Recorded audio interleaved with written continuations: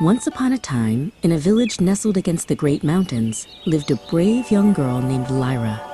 She loved exploring the edges of the Whispering Woods, a place where the leaves hummed like bees and the trees grew taller than the clouds. One evening, Lyra decided it was time to find the legendary Midnight Bloom, a flower that only opened under the fullest moon. Lyra stepped onto the mossy path, her boots making soft thumping sounds. She held an old, hand-drawn map that her grandfather had given her. According to the ink markings, the Midnight Bloom grew near the crystal stream. "I just need to follow the North Star," she whispered to herself, feeling the cool night air on her cheeks.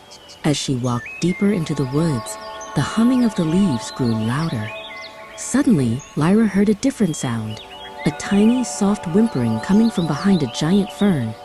She paused and pushed the silver leaves aside, wondering what could be hiding in the shadows of the Whispering Woods. Behind the fern sat Flicker, a small forest sprite with wings that looked like autumn leaves. Flicker was trembling, his usual golden glow dimmed to a dull gray. He looked up at Lyra with large, watery eyes. He had lost his way back to the sprite colony and was too frightened to fly in the dark. "Don't be afraid, Flicker," Lyra said kindly. "I am looking for the Midnight Bloom. We can find it together, and then I will help you get home." Flicker sniffled and reached out a tiny hand. Lyra let him climb onto her shoulder, and for a moment the forest felt a little less lonely. But then, the complication began.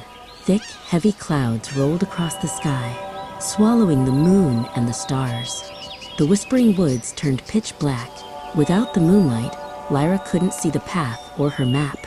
The trees seemed to lean closer, and the humming turned into a low, spooky moan. Flicker tried to glow to light their way, but he was so scared that his light wouldn't turn on. "I can't do it, Lyra," he cried.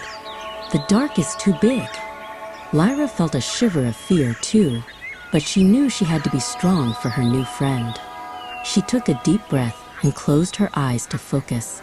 "Flicker, think of something happy," Lyra encouraged. "Think of the warm sun and the way the nectar tastes in the morning." She hummed a soft, cheerful tune. Slowly, Flicker's wings began to shimmer. A spark of gold appeared, then another, until Flicker was glowing as bright as a lantern. With Flicker's bright light guiding them, they finally reached the crystal stream. There, in the middle of a clearing, the Midnight Bloom opened its silver petals. It was the most beautiful thing Lyra had ever seen. The resolution to her quest was right in front of her, and the forest felt magical once again. Lyra realized that bravery wasn't about not being afraid. It was about helping a friend even when things got dark.